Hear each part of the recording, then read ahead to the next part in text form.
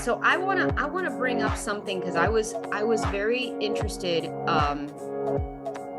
in what's going on right now, and I'm hearing from all of you because I have the blessing of hearing from most of you outside of our group, not all of you, but I get to talk to you, or you text me, or I get a call, and I wanted to kind of gauge how everybody's doing right now, because what I'm feeling from me personally, and what I believe I'm receiving from everyone out there, is this whole feeling of anxiety building, like something's coming and we don't know what it is. And it's just like, it's hard to describe, but you feel it in your energetic body.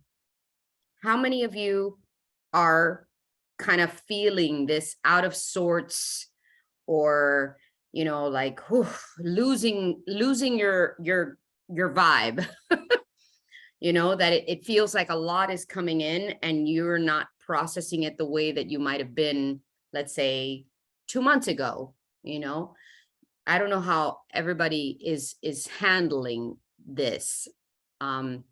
And that's what I wanted to talk about today, because I'm feeling it and I'm hearing it, that the energetic, let's say, solar flares and the energy that's coming into the planet is escalating.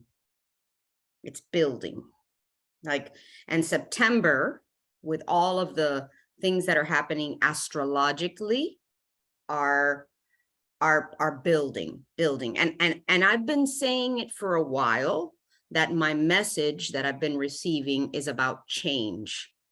It's about change and change and change. And and for a long time I was like, okay, what are we talking about? What kind of change? I'm trying to understand, even in myself, through meditation and through prayer, what change is coming, right? And I came to the realization, and I've mentioned it on this class, that this change is a not just a change within ourselves, but a collective change of humanity that we're ushering in. And we all know, all of us that have been awake for a while, that it's kind of like the major purpose of why we're here.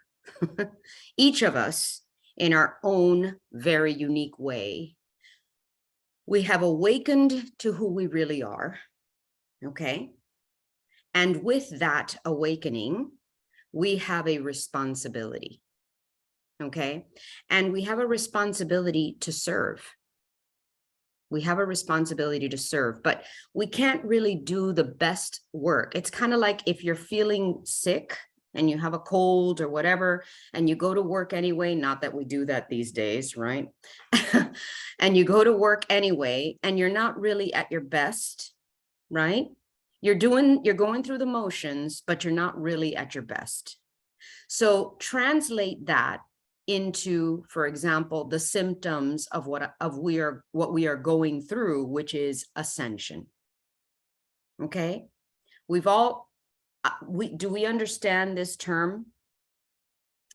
Some of you may or may not have heard my class, and I looked it up because I have my notes from the classes that I post. And on June 28th, I did a class called 6 Stages of Spiritual Awakening. Okay. Imagine this was 2020. So we're in 2022. We're way past 2 years in. Okay. And I'm feeling a different sense of what ascension is becoming. And and Tatiana, I'm so glad you're on the call, because astrologically, it would be really great if this is what you study, you could fill us in a little bit, because I've been doing a lot of research on it, on how many things are happening in our planetary realm. Okay. Yeah, absolutely. So 3 major planets that affect us on a different level more than just physically, is Uranus, Neptune, and Pluto. They're all in very sensitive positions right now. So we have Uranus in Taurus. So that's going to help us elevate our bodies, elevate our senses. A lot of people are going to start discovering their clairs now. And we have Neptune in Pisces, and that's Your clairs meaning your clairvoyance. Okay, let me just get that clear, because those of you that might not, I've actually did a talk on the clairs. Mhm. And thank you, Tatiana. I just wanted to make sure everybody knew what clairs are. Go ahead. Yeah. Okay. And then Neptune is in Pisces. And something that I've noticed is that there's a lot of a push towards the Aquarian age, the Aquarian age, the Aquarian age, but it takes so long to get from one age to the other. We're in the process of unraveling the Piscean age before we get to the Aquarian age. So Yes. we're leaving out that part, that we're leaving that Piscean age, and we need to take something away from that. And the most important thing is compassion. And what is Piscean age? What is that? Piscean age was basically like the dark ages. There was a lot of chaos. There was repression of the feminine, and all these things that we're coming out of now. A And lot also, of war. A lot of war. yeah. And then the last thing, You know how they say that this is the dawning of the age of Aquarius? Well, the dawning has been since the 1960s when Woodstock hit, and it hit hard, right? But now we're like right here. Yes, Mom, go ahead. It takes 2,000 years to move from one era to another. Exactly. The age is the movement from one era into another is tumultuous. It's horrific. It's fantastic, but it is also, like I said, very tumultuous. And it Yes. takes years to get into the Aquarian age. Exactly. Years, because then it will be 2,000 more years of Aquarian. Right. Thank you, Mom. So for example, tumultuous is an excellent word. Perfect for what we're feeling. Okay. Perfect for what we're feeling.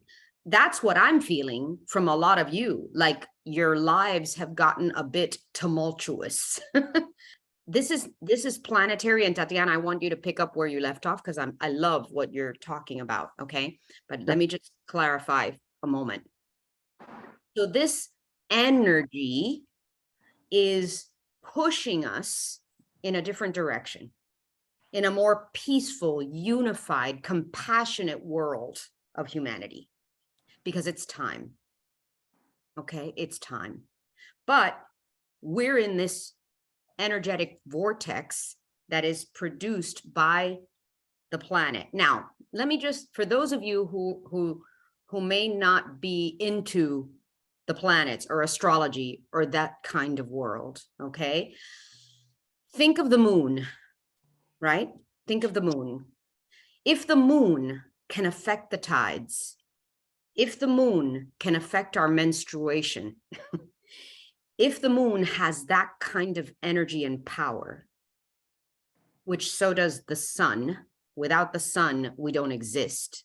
Okay. It's the sun that begins the process of creation, right? And the energy, we know that the sun has energy, correct?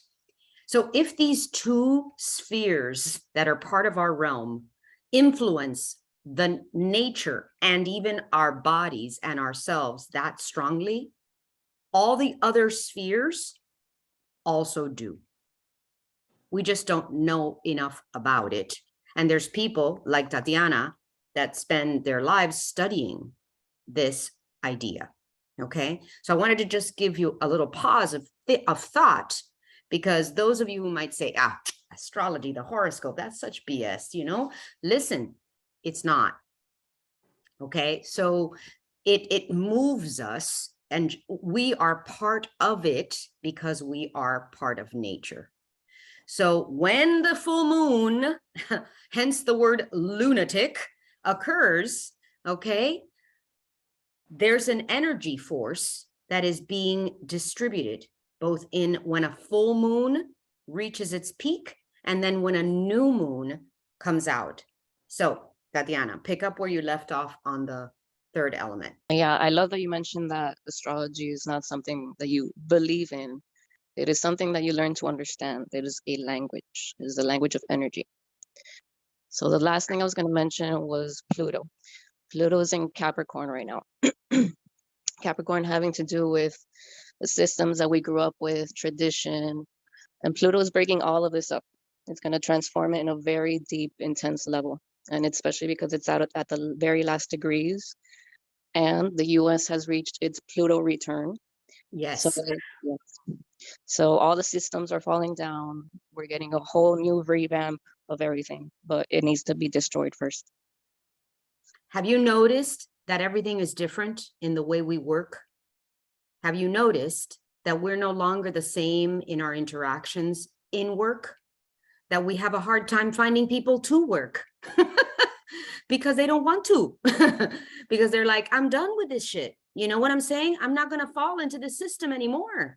I'm so tired. And that's really our new generation of people, young people, are coming into this, hence the millennials, right? What do we do with them? I don't know what to do with these millennials, right? We're like, these new people that are coming into this planet are saying, I'm not buying into the system, guys. I'm just not. I'm going to make my own thing happen. Okay? Isn't that true? Do you guys sense that? The thing is that we don't think about these things because we're in our daily life and we're going to the grocery store and we're driving our cars and we're going to work and we're doing our thing and we're answering our emails. But if you stop a minute to think and feel, not just think, feel the energy of what's happening. And those of us who are more sensitive than others have even a greater capacity clairvoyantly to feel these energies. Okay. And I know some of you on this call today might be saying, wow, man, she's really going down the woo-woo side big time today. Okay. And yes, I don't usually do it, but I just want you to understand and be aware that this is our truth. We came here for a purpose. We all did. We all have gifts and talents. I've talked about this. Discovering your gifts and talents is actually one of the most important things you can do in your ascension process. Okay? But it's like Tatiana's saying, you have to break something down before you can initiate the change to something new. And this breaking down of old patterns also is within us. Hence the talk about ascension and constellations. A lot of us have signed up for the constellations, and our ancestral patterns are embedded in us through our DNA, and we need to break those down in order to release the old burdens and come to a new era. So not only is this happening outside of us, it's happening inside of us. And we are being urged, pushed, maybe even shoved into coming into the awareness that everything is created from within. Everything. We've talked about this, but now you're being told, like, even more strongly, that everything that shows up on the outside is a creation of the inside. So if you have something left that is toxic to you on the inside, it's going to come up to be dealt with. And that is what we are feeling. And like I wrote on the chat, fasten your seatbelts because it's going to be turbulent. It's going to feel like turbulence, right?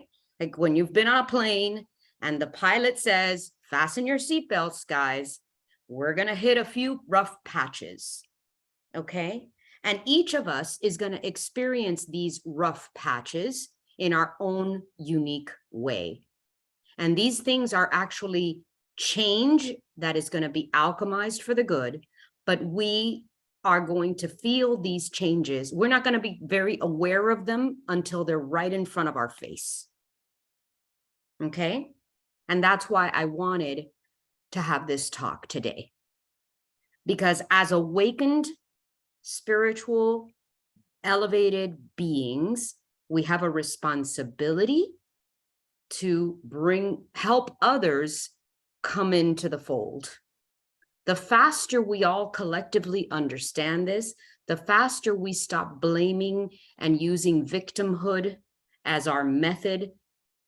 And I'm not talking about ourselves, at least I'm at a stage where that doesn't exist for me anymore. I know that everything that shows up for me, I created. So you know what?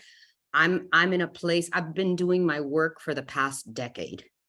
Okay. Those of you who've begun to do the work in yourselves, I've even had this last week and these last 2 weeks, things that have come up for me that I still felt like, oh my God, I wasn't aware of that. I wasn't aware of that within me. There's got to be some work done here. So now I'm actually very clear about what I'm going to constellate on. Okay. Because there's work to be done. And what's interesting is that those of you that I get to see or speak to almost on a daily basis, like Florinda or like Deborah that was on the call, I get to hear what's going on in their lives that is coming up to be dealt with.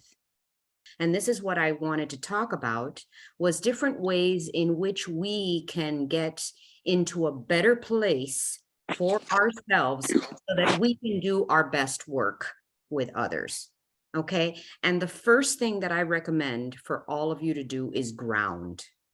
Okay. Stop and breathe.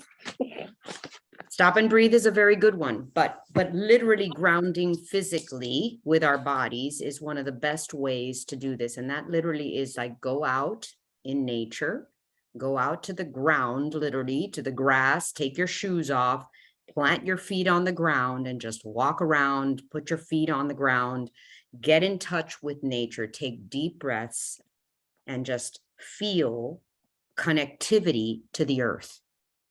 Okay. Feel connectivity to the earth. When you do this, you literally connect vibrationally to the earth. Okay. And that helps you to feel more composed. Okay. More grounded, literally. I mean, there's a ground on our electrical outlets. Okay. So this is literal. This is energetic. Okay. Breathing, deep breathing, especially just pausing, stopping, saying, take 3 deep breaths in and out, also helps us. One thing that I use when I feel the world is very tumultuous, sometimes I will come home, and I've been with several clients going from here to there, from there to here, from meeting to meeting, from staff to, I come home and I take sage. Okay. And I will literally just sage myself. Okay. I sage all around my body, all around it. And I just like stop for a moment. And that is incredibly cleansing, incredibly grounding, and just takes away anything that has vibrationally infiltrated your energetic field. Okay. The same thing can be done with, nice light cologne. You know, you can put it on your hands, put it on your face, put it on your body, kind of just like get rid of anything that's energetically affected you. I use those methods for myself. Of course, meditation. I can't stress it enough. Did I say meditation? Meditation is your best friend. If you practice meditation, stop and take a 2, 3, 5-minute meditation. No big deal. Just literally just stop and do that. Okay. Prayerfulness has been the theme for the last few weeks on this beautiful chat of ours. A lot of people have needed prayer. We all need prayer. I got the message from Fatima to pray. So prayer is an amazing tool that we have in our toolbox, right? So light a candle, make a ritual out of it, put a candle on, just like if you were going to church, do it at home, and just take a moment to pray. Okay. Hey, B. Yes. It's Mayra. So I was thinking about this whole Fatima thing, and you know that there's a third prophecy that has never been revealed from Really? Fatima. And as you're talking, yes. Oh So my there God, were three. I just got goosebumps all over. So I don't know if you're familiar with the story. There's three prophecies. Please, if you could share. I will have to read them. I think one of them was World War II. The first one, they're horrible. The first one is, and this is Lucia, a great fire from under the earth, demons and souls. So it's kind of like smoke. I don't know what day it was the World War One will end with the prediction of World War II, right? Because I think this happened during World War One. Yes, it So happened during the- World War One. Right, that it was going to end, but that there were going to be a second one. Right. And then the third one, we don't know. So there is a third secret that was not revealed, is what you're saying. Mm-hmm. I thought one of them was that there was going to be an assassination attempt on the Pope. And it was very secret because imagine if people found out about it, probably somebody would have an assassination. And then there was one. No, the third one, she was told by the Virgin not to reveal it. And it's never been revealed? So I think it has been revealed to the church. I'm sure somebody like the Pope or somebody knows it, to the rest of us. Wow, that's so crazy. Well, I got goosebumps as you said that. And it was really interesting that yesterday I was at ballet and Maida comes, she hadn't been to ballet for a long time. And she tells me, oh, I just went to Fatima. And I'm like, seriously? Because I really didn't know much about this. And again, I keep bringing up prayer because, and I guess prayer has been on the radar because listen, our whole chat, which is not normally so prayerful, has been requesting prayers. And I think that all of us are at a stage in our awakening and our awareness, and to the point that we can help others. Okay, we can help others with whatever gifts, whatever advice, what Eileen did with her boss, this compassion and this love that was struck in your heart on someone that you don't even like very much. And yet something hit you that you needed to do something about it. And it may seem insignificant, a small act of kindness seems insignificant, but I want you to know that the ripple effects of one small act of love and kindness is incredible. Okay, so nothing that we do in the form of love is insignificant. Okay, now I want to talk a little bit, and I want Tatiana's help again regarding all the retrogrades that are happening, because it's like retrograde season. Oh boy. Oh boy, yes. We have Mercury retrograde. Yep. It's retrograding in Libra, having to do with relationships. So we are reevaluating how we do relationships. And it's also going to dip back into Virgo. So it's how we handle our health. We handle our stress, our everyday routines. So yeah, we're in the process of reevaluation, revamping. And Oh. transformation. And Mercury has a tendency to kind of mess with technology and mess with communication. So when she says that it has to do with relationships, Mercury has a way of, like, you'll say something to someone and they will receive it completely different than what you, so watch your texts, guys. Read your contracts or paperwork or emails 10 times before you respond, because it has this beautiful ability to say, like, that's not what I meant. I'm sorry. And then that other person is like all messed up. So be very mindful of this. And also the lunar eclipses that are happening. I don't know if you want to talk a little bit about that, Tatiana. I honestly haven't looked into them yet. Okay, so there's like I said, a lot of stuff, and September, by the way, is just the beginning of this stage, which will run through the end of the year. Okay, all of the predictors out there said that from January have been saying that the culmination of this year, 2022, at the end, the last quarter, is going to challenge us with change, but the change will be painful, but it's for the better. It's transformative, but it's like that tumultuous chaos that is ushering in our new reality. And you know, when I talk about 3D and 5D worlds, right? The 3D and 5D worlds, we live in the 3D world. So think of the era of the 3D world in which we are witnessing war, witnessing bad news, witnessing all of these things. What I ask you all to do is to witness it, but with a sense of boundary. Like, yes, that's out there, but that's not my reality. You understand? And I think all of us are in a state of being that we look around us and we feel very blessed and grateful for our realities. Do we not? I think compared to other people that are living another type of reality, okay, our reality is pretty damn good. So staying in that state of gratitude for the creation that we've made and taking responsibility and staying in a place of no guilt. Like we feel good about where we are, because the more good we feel, the better we can help others. This is the state of being that we need to get into.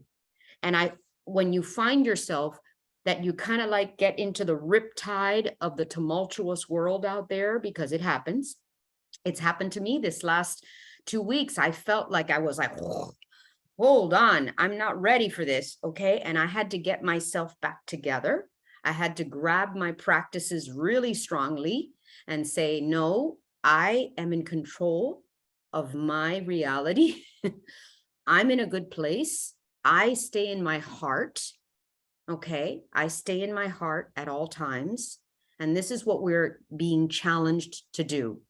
But I guarantee you that anything that you need to deal with internally in your relationships, by the way, because that comes up a lot with Mercury, anything that you need to deal with, like in Eileen, believe it or not, it's her boss. In Leslie's life, it's her stepson, right? So these people are going to come in with their issues, and you're going to need to put up a healthy boundary, stay very grounded in your own vibration. In other words, not let yourself be caught in the current of their riptide. You see the action here? So when things come around you, which they will, it's kind of like sharks are swimming around your boat. Okay, but you're in the boat and your boat is steady and it's well anchored, and you need to stay well anchored. You get it? So you need to use your practices, the things that you've learned to do to help you stay in a good place so that you can deal with the sharks, okay, in a good way. That's what's happening. And anything that comes up around that, anything that comes up within you too, to be dealt with, is going to need to be dealt with. Okay. Hence all of the constellations that we're going to be doing very soon. So remember that what we focus on expands. Okay. Remember that what we focus on expands always. This is a very basic tool for being in the present. Okay. When you focus on something, it expands. So when you focus on beauty, it expands. When you focus on love, it expands. When you focus on gratitude, abundance comes, right? So this is your tool. Your tool is always about what I focus on brings that reality to me. Okay? So make sure your focus is not on the daily negative news. Okay? Make sure your focus is always on the things that are beautiful and abundant and rich in your life. Okay. And as we do that, we become experts at maintaining our vibration. I looked up my notes from the 5 stages of awakening. And I'm going to read one of them. And I'm also going to read a prayer that I had created and that I had shared. And I'm going to share these again so that you can refresh your memories. Okay. Because again, you know, we're all a work in progress, guys. This is a work in progress. We're never going to be finished with this ascension process. Okay. We're just going to climb up the ladder together, little by little, little by little. And as we climb up this ladder, it's kind of like when you take that first step, it feels a little wobbly. But once you put your other foot on the ladder, what happens to you? Oh, wait a minute, I'm stable here, right? I found my landing. Okay. So we're going to climb up this ladder little by little and stabilize ourselves at the next level up, the next tier up. Okay. Those of you who practice meditation, like Anna's with us, Anna does her part in serving so many people every Friday morning in such gratitude. She teaches these tools every time, the meditation, the journaling, the affirmations, all of these beautiful tools that she teaches to be able to keep us in that stability that we all need. Okay, in these tumultuous times. So steady up our practices, keep doing them. And the further along you get on this rung of the ladder, the easier you will be stable to pull someone else from below you. Okay, because that's what we're here to do. So grounding, by the way, the 5 stages of awakening that I went through at that time, 2 years ago, okay, was number 1, the wake-up call. All of you have gotten the wake-up call. If not, you wouldn't be on this call, okay? So all of you got the wake-up call, all right? And you should feel very, very good and proud of yourself to have, number 1, woken up, okay? Number 2 is bliss. Number 2 is when you got the wake-up call and you realized, oh my God, I'm so much bigger than I thought I was. I'm connected to something greater and grander and bigger than anything that I could possibly experience. And there is the bliss of understanding that we're much greater than just ourselves. Okay? Number 3, and some of us get stuck here, the dark night of the soul. When we recognize that we're awake, that we are responsible for everything we create, we can have a moment, like Eileen was mentioning, of darkness, of depression, as we deal with the toxic traumas that have been part of our lives. And we have to deal with them. It's not like they're going to go away. They're going to be there for you until you're ready to grab them and purge them. Okay? And anything that's left inside of there that needs to be handled is going to come up to show you it exists. That's just the way that it is. And what we have to do with that is use our practices, but accept them, love them away, because you cannot, like I've said before, change something with the energy with which it was created. So if something was created in anger, we have to love it away. That's just the way it works. Okay? And that's the dark night. Some of us get stuck there. Okay? And those of us that do get stuck there, anyone else around us that can help us bring us out of the dark night and shed light, this is the shadow work that we've talked about in this call. The shadow work has to get done, guys. So I want to stop for a minute and tell you what what I've realized with this moment in time. As the solar flares, imagine the sun has come up and brightens everything up, right? So what do you see when everything is well lit? Okay, you notice the crap, right? When it's kind of nice and dark, maybe that little mierda that was over there, you don't see it too much, right? But when it's lit, you see it. So you got to clean it, right? Haven't you ever had your kitchen counter, right? Like at night when you cleaned it, right before you went to bed, it looked perfectly fine. You got up in the morning in the light of day and you're like, oh my God, I missed 10 spots. Look at this, it's disgusting, right? That's what's going on. Does that make sense? Okay, so we need to clean up, clean up, clean up. It's the only way to get out of the dark night. Okay, then we go into what's called the void or the gap.